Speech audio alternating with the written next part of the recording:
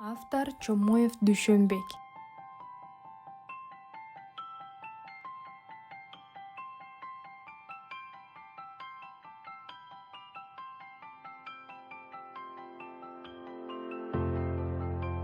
Дары чөптөрдү чогултуп жыйноо мезгили, айы, эмгегимдин келечеги жөнүндө учкай сөз.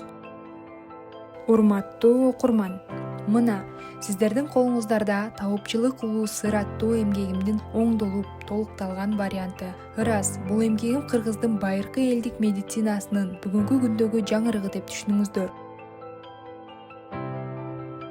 Бул эмгекте кыргыздын байыркы эл медицинасында пайдаланылып келген медицинанын түрдүү ыкмаларын, усулдарын, ноокастын илдетин аныктоодогу колдонулуучу кыл тамырчылыгынын оорулууну илдетинен айыктырууда пайдаланылган түрдүү түмөн дары-дармектерин, дары чөптөр, мөмө жемиштер, тамырлар, бак дарактардын кабыктары, жалбырактары жөнүндө өз билгенимче баяндоого аракет кылдым. Андан сырткары, жаратылыштын өзүндө жашап, сыркоолуу адамдын ден соолугунун оңолуп кетүүсүнө зарыл, керек, ары пайдалуу сыналган түрдүү жаныбарлардын, баканын, жылаандын, чычкандын, аюунун, сөөлжандын, коёндун, кашкулактын, кирпинин жана башка түрдүү канаттуулардын, улардын, кептердин, көгүчкөндүн, карганын түрдүү илдеттерге дарылгын байыркы бабалар кандай маанайда пайдаланып келгендиги жөнүндө дагы эл ичинен уккан көргөнүмдү өз билгендериме жараша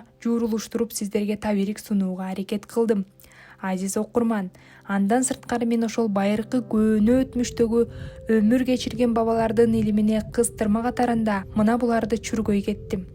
Ар кандай ооруну, илдетти жана алардын пайда болуусун иликтөөдө эң биринчи кезекте мына буларга көңүл бурдум. Биринчи, оорулуунун илдети кандай шартта пайда болгон? Экинчи, оорулуу ичкен суу кандай эле?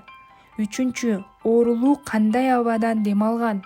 Төртүнчү, оорулуунун табы кандай? Ысыкчан, суукчан, нымдуу ысык, нымдуу кургак, суукчан ысык, суукчан кургак жана кастектүү табын билүүгө аракет кылдым. Сиздерди терең урматтап, сиздерден үмүттүү демөөр күтүп, ушул китептин автору сиздерден өтүнүп жана кечирим сурап, китептеги ар кыл уулуу чөптөр бар экенин эске салат. Ушуну өз ыктыярыңыз менен абайлап колдонуп, же болбосо мага кайрылууңузду суранам. Байланыш телефондору